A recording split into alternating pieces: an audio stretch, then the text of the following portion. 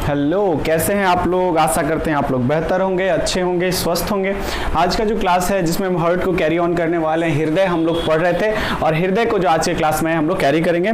तो सबसे पहले हम देख लेते हैं कुछ बातें, कुछ पॉइंट्स देख लेते हैं। जैसे कि मैंने आपको लास्ट क्लास में बताया कि ये हृदय के कितने होते हैं, 4 चैम्बर होते हैं। इसके 3 जो है 4 चैम्बर होते हैं और किन से बटे होते हैं, तो सेप्टम से ये बटे होते हैं। सेप्टम नाम का जो मसल्स है वो एक हर चैम्बर के बीच में जो ये रेखा देख रहे हैं आप, यही है, ठीक है। सेप्टम नहीं होने पे क्या होता है, ग्लू सिंड्रोम नाम की बीमारी होती है।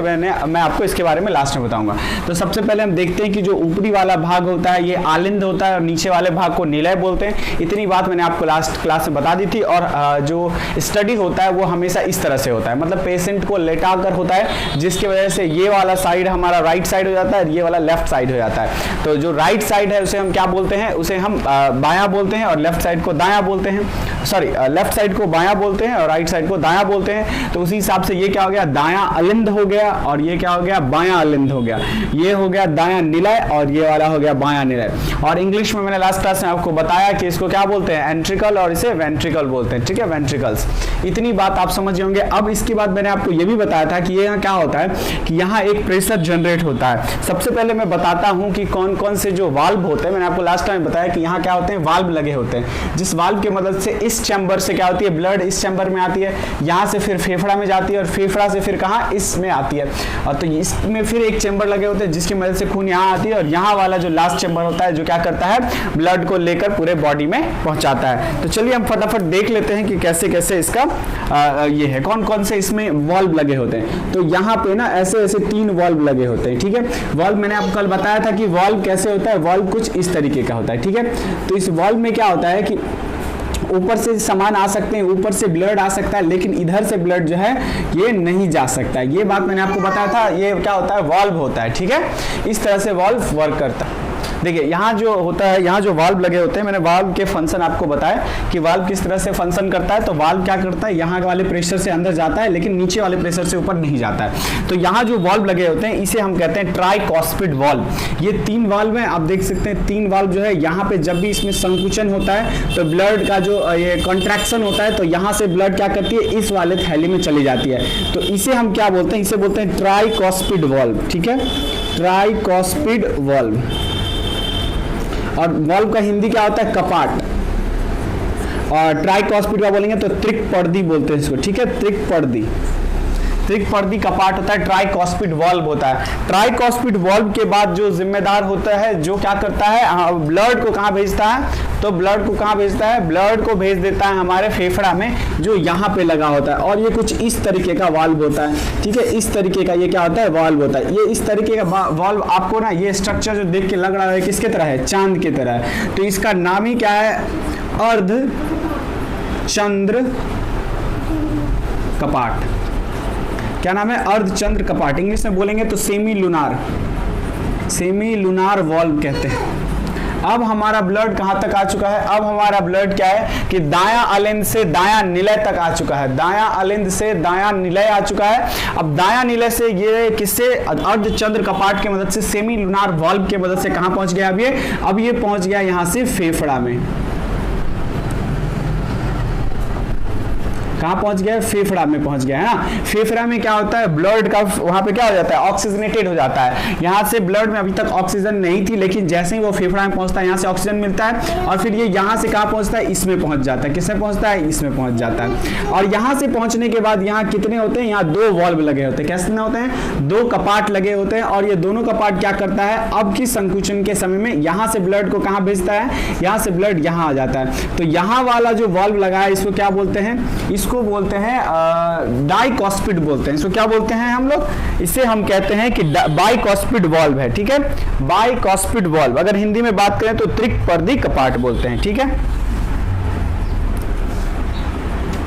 इसको क्या बोलते हैं, बाइकॉस्पिड, बाइकॉस्पिड वाल्व बोलते हैं, ठीक है। ये वाला जो वाल्व होता है, यहाँ वाल्व की संख्या 2 है, तो देखिए बाइकॉस्पिड हो गया। बाई का मतलब क्या होता है, 2 होता है। मोनो का मतलब 1 होता है, बाई का मतलब 2 होता है। इतना तो आप लोगों को पहले से ही पता होगा।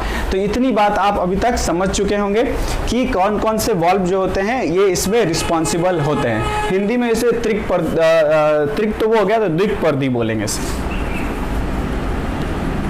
द्विपर्दी। कपाट। तो क्या हो गया, ये हो गया त्रिपर्दी कपाट, ये हो गया द्विपर्दी कपाट। यानी कि जब ब्लड यहाँ पे आया था, यहाँ पे आने के लिए ना अभी मैं आपको बताऊंगा, इसके बाद ये वाल्व के बाद जो है मैं आपको बताऊंगा कि कौन कौन से जो नसें हैं, मतलब कौन कौन से जो सिराएं हैं या वेन्स हैं जो रिस्पॉन्सिबल हैं ब्लड को क्या करने में, लाने में यहाँ तक। अभी हम लोग सिर्फ हार्ट में देख रहे हैं। यहाँ पे क्या है कि यहाँ वाले ब्लड को क्या किया गया, जैसे ही इसमें संकुचन हुआ, संकुचन होने की वजह से ब्लड क्या हुआ, नीचे की तरफ आया। नीचे की तरफ आया तो किसके मदद से आया, तो ट्राइकॉस्पिड वाल्व के से आया। ट्राइकॉस्पिड वाल्व से ये कहां पहुंच गया, दायां निलय में पहुंच गया। दायां अलिंद से कहां पहुंच गया, दायां निलय में पहुंच गया। अब दायां निलय में भी क्या लगा हुआ है, यहां भी वाल्व लगे हुए हैं जिसे क्या बोलते हैं, सेमी लूनार यानी कि अर्धचंद्र कपाट लगे हुए हैं। इसके मदद से ब्लड कहां पहुंच गया, तो फेफड़ा में पहुंच गया। और फेफड़ा से क्या हुआ, फिर फेफड़ा से कौन सी नस जो है इसको लेकर आई, तो वो पल्मोनरी होती है। अभी हम बताएंगे कि पल्मोनरी वैन कहां यूज होता है और पल्मोनरी जो है ये सिराएं कहां पे यूज होती हैं और कहां पे धमनी यूज होता है, वो अभी हम आपको बताएंगे। तो देखिए यहां से क्या हुआ, फेफड़ा से ब्लड यहां पहुंच गया, यानी कि बायां आलिंद में पहुंच गया। और बायां आलिंद से जो संकुचन हुआ तो यहां पे किसके मदद से, तो बाइकॉस्पिड वाल्व द्विपर्दी कपाट के मदद से कहां पहुंच गया ब्लड, सबसे नीचे, यानी कि बायां निलय में पहुंच गया। और बायां निलय का ये वाला लेयर ना बहुत ही क्या होता है, टाइट होता है, बहुत ही मजबूत होता है। अगर ये मजबूत नहीं होगा तो कैसे दिक्कत हो जाएगा, क्योंकि सबसे ज्यादा प्रेशर इसी को निकालना होता है। और यहां से जो ब्लड निकलता है इसे बोलते हैं अयोटा कपाट। इसे क्या बोलते हैं, अयोटा कपाट। ठीक है, आर्टरीज वॉल्व बोलते हैं, अयोटा कपाट आर्टरीज वॉल्व बोलते हैं। और यहां से जो ब्लड निकल जाता है तो यहां से ब्लड कहां चल जाता है, हमारे पूरे बॉडी में चल जाता है। हमारे बॉडी के सारे छोटे छोटे अंगों में क्या होता है, यहां से वो चला जाता है। इतने बात आपको समझ में आई होगी।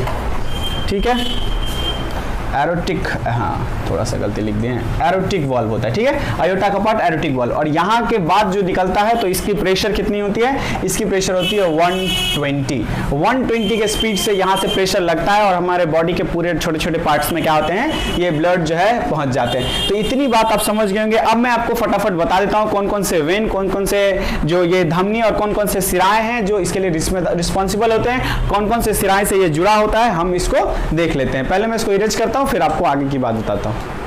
देखिए अब जो है ये डायग्राम मैंने फिर से एक रफली डायग्राम बनाया जिसमें मैं आपको बताने जा रहा हूँ कि जो सबसे हमारा ऊपरी वाला भाग होता है, ये दोनों आलिंद जो होते हैं और ये निलय, मैं लिख ही देता हूँ ताकि कंफ्यूजन नहीं हो बार बार। ये क्या है, हमारा ऊपर वाला जो है ये है आलिंद और ये है निलय, सॉरी ये भी है आलिंद, ये हो गया निलय, ये भी क्या हो गया, निलय।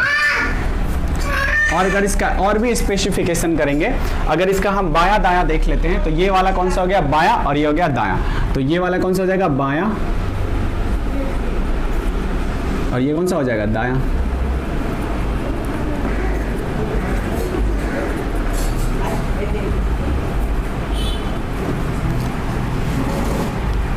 ये हो गया हमारा राइट हैंड हो गया, ये लेफ्ट हैंड हो गया।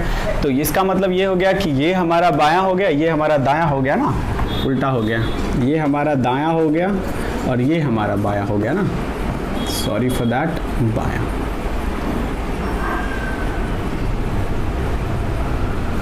और ये हमारा दायां। चलिए इसको अपने ना बस इसको याद करने की कोशिश में ना हमेशा गलती होती है, याद नहीं करना है, आप अपने आप को बस ऐसे स्ट्रेचर पर लौटाने की कोशिश करिए और इसी से आपको पता चल जाएगा ये मेरा लेफ्ट है और ये मेरा राइट है। और जैसे ही ये लेफ्ट हो गया, ये जैसे ही लेफ्ट हो गया बायां हो गया, और जैसे ही ये राइट हो गया तो दायां हो गया। तो दायां वाला यानी कि ये वाला पोर्शन हमारा दायां होगा और ये वाला हमारा बायां होगा। तो चलिए अब हम देखते हैं कि चार चैम्बर में जो सबसे पहले ब्लड को कैरी करता है इसको बोलते हैं सुपीरियर वेना कोवा, यानी कि उच्चतम वेना कोवा है, जो ब्लड को क्या करता है हमारे बाकी पार्ट से, बाकी अंगों से लेकर आता है और इस दोनों में क्या करता है, रिलीज कर देता है। दो का मतलब होता है कि कुछ ऊपर से आता है और कुछ नीचे से आते हैं। तो ये ब्लड क्या करते हैं, आकर यहाँ पे डाल देते हैं। यहाँ पर डालने के बाद फिर आपको प्रोसेस पता है कि यहाँ जो ब्लड होता है आपको याद रखना है, ये बहुत इंपॉर्टेंट क्वेश्चन है कि दायां अलिंद बोल रहे हैं तो दायां अलिंद में जो ब्लड होता है वो कैसा होता है, CO2 हो जाता है। कौन सा ब्लड होता है, CO2। और यहाँ पे क्या लगे हुए, ट्राइकोस्पिड वाल्व लगे हुए। ट्राइकोस्पिड वाल्व के संकुचन के बाद किस में आ जाता है, ब्लड इसमें आ जाता है। और अभी भी क्या है, ब्लड CO2 ही है, मतलब ऑक्सीजनेटेड नहीं है। इसमें क्या है, अभी भी कार्बन डाइऑक्साइड है, ये प्योर नहीं हुआ है, प्यूरिफिकेशन नहीं हुई है अभी इसके बाद ब्लड क्या होता है कि इससे पुल्मोनरी आर्टरी से, पुल्मोनरी आर्टरी को बोलते हैं फुफ्फुस धमनी। मैंने आपको बताया था कि धमनी जो होती है वो सिर्फ और सिर्फ क्या करती है, शुद्ध ब्लड कैरी करती है। लेकिन एकमात्र ऐसा एक्सेप्शन है, एकमात्र ऐसी एक्सेप्शन है, कौन सी, फुफ्फुस धमनी एकमात्र ऐसी एक्सेप्शन धमनी है, एकमात्र ऐसी धमनी है जो क्या करती है, इम्प्योर ब्लड कैरी करती है। और CO2 वाले ब्लड को हम क्या बोलते हैं, इम्प्योर ब्लड। अगर आप मेरी पिछली वीडियो देखे होंगे तो आप इसको कंपेयर कर पा रहे होंगे कि CO2 जो होता है, CO2 क्या होता है, इम्प्योर ब्लड होता है। और इम्प्योर ब्लड कौन कैरी कर रहा है, यहाँ पे धमनी, फुफ्फुस धमनी कैरी कर रहा है। और जैसे ये लंग्स में पहुंचता है, फेफड़ा में पहुंचता है, तो फेफड़ा का प्रोसेस मैंने आपको बताया है, बहुत ही अच्छे से बताया कि वहां किस तरह से जो है ऑक्सीजन को क्या करते हैं, ये ब्लड में प्रेजेंट होमोग्लोबिन उसको एब्जॉर्ब कर लेते हैं। और एब्जॉर्ब करते हैं यहाँ पे क्या हो जाता है, यहाँ से कौन कैरी, क्या चीज कैरी होने लगता है, तो प्योर ब्लड कैरी होने लगता है। और प्योर ब्लड कैरी करने वाला एकमात्र सिरा कौन है, पल्मोनरी वैन है। पुल्मोनरी वैन है, फुफ्फुस सिरा है, क्योंकि फुफ्फुस सिरा जो होता है, सिरा हमेशा क्या करता है, तो वो इंप्योर ब्लड को कैरी करता है। जितने भी सिराएं हमारे शरीर में इंप्योर ब्लड को कैरी करते हैं, एकमात्र किसको छोड़ के, तो पल्मोनरी यानी कि फुफ्फुस सिरा को छोड़ के। उसी तरह से धमनी, पूरे शरीर में हमारे जितने भी धमनी है वो सब प्योर ब्लड को कैरी करते हैं, बस एकमात्र एक्सेप्शन को छोड़ के, एंड दैट इज फुफ्फुस धमनी और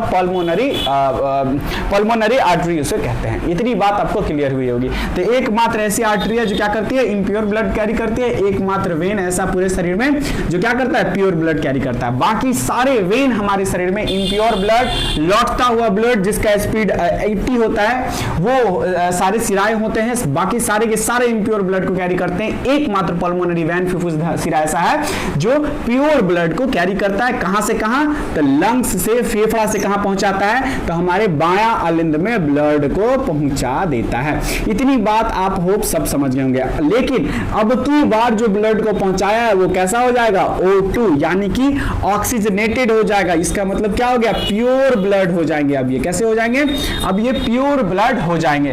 और अब यहाँ पे O2 आया, अब O2 क्या करेगा, यहाँ पे जो बाइकस्पिड है, बाइकस्पिड वाल्व से क्या करेगा, यहाँ इंटर करेगा और यहाँ आकर जमा हो जाएगा। यहाँ भी कैसे ये ब्लड होंगे, तो ऑक्सीजनेटेड ब्लड होंगे, ठीक है। अब यहाँ पे जो ऑलरेडी एक और आयोटा वाल्व लगा हुआ है, आयोटा वाल्व से होते हुए हमारे पूरे शरीर में क्या होंगे, ब्लड चले जाएंगे। तो आपसे क्वेश्चन क्या पूछेगा कि कौन सा ब्लड जो है, ये पूछेगा कि कौन सा कपाट, पहले आपसे यही पूछेगा कि वाल्व, कौन सा कपाट है, कौन सा वाल्व है जो ब्लड को पूरे बॉडी में पहुंचाता है, तो आयोटा वाल्व। कौन सा कपाट है जो दाएं अलिंद से दाएं नीले में ले जाता है ब्लड को, तो आप क्या कहेंगे कि यहाँ पे कौन सा है, ट्राइकोस्पिड वाल्व है। उसके बाद आपसे ये भी पूछ सकता है कि कौन से ऐसे जो ये शिराएं हैं या फिर कौन से ऐसा वेना कोवा है जो क्या करता है, ब्लड को हार्ट तक पहुंचाता है। तो उच्चतम वेना कोवा और निम्नतम वेना कोवा में जो भी ऑप्शन रहेगा आप उसको मार देंगे, या दोनों का ऑप्शन रहेगा तो आप वैसा भी कर सकते हैं। उसके बाद आपसे ये क्वेश्चन पूछेगा कि दायां निलय से और दायां निलय से लंग्स तक जो ब्लड को पहुंचाने का प्रोसीजर है ये कौन करता है, तो आप क्या याद रखेंगे, पल्मोनरी फुफ्फुस धमनी ऐसा करती है, पल्मोनरी आर्टरी करती है। फिर लंग्स से ब्लड को बायां अलिंद में पहुंचाने का कौन काम करता है, तो पल्मोनरी यानी कि फुफ्फुस सिरा करती है। और ये ब्लड कैसे हो जाती है, ऑक्सीजनेटेड। इसमें आते ही ब्लड का प्यूरिफिकेशन हो जाता है, और प्यूरिफिकेशन कौन करता है इसका, तो फेफड़ा करता है। लास्ट क्लास में मैंने आपको बताया था ना, प्यूरिफिकेशन, प्यूरिफिकेशन का काम किसका है, प्यूरिफिकेशन का काम लंग्स का होता है। प्यूरिफिकेशन का मतलब यहाँ पे गंदा और साफ से नहीं है, प्यूरिफिकेशन मतलब ऑक्सीजनेटेड है, ठीक है। ऑक्सीजन, अगर ब्लड में ऑक्सीजन आ गई तो प्योर हो गया, और ऑक्सीजन नहीं है तो इम्प्योर हो गया। होप इतनी बात आप समझोगे, हार्ट के इतने प्रोसेस को आप समझ गए। 4 चैम्बर होते हैं अब, और ये क्या होता है, सेप्टम होता है। ये क्या होते हैं, सेप्टम होते हैं, ठीक है। चलिए इतनी बात अब आप समझ गए होंगे। अब आगे जो है हम आपको कुछ और भी इसकी जानकारी दे दें कि चलिए यहीं पे हम देने का कोशिश करते हैं कि ब्लड करता क्या है। जैसे कि हमारे शरीर में ना ग्लूकोज होते हैं, C6H12O6, ये ग्लूकोज होते हैं। इसके साथ जैसे ही ऑक्सीजन, इसके साथ क्या होता है, जैसे ही ऑक्सीजन मिलता है तो ये रिएक्शन क्या बन जाता है, ये 2-3 चीज रिलीज करता है। एक CO2, दूसरा क्या रिलीज करता है, H2O, और तीसरा क्या, एटीपी का निर्माण करता है। एटीपी क्या होता है कि ATP he source of energy है। अभी मैंने आपको सेल के चैप्टर में बताया बहुत अच्छे से एटीपी के बारे में।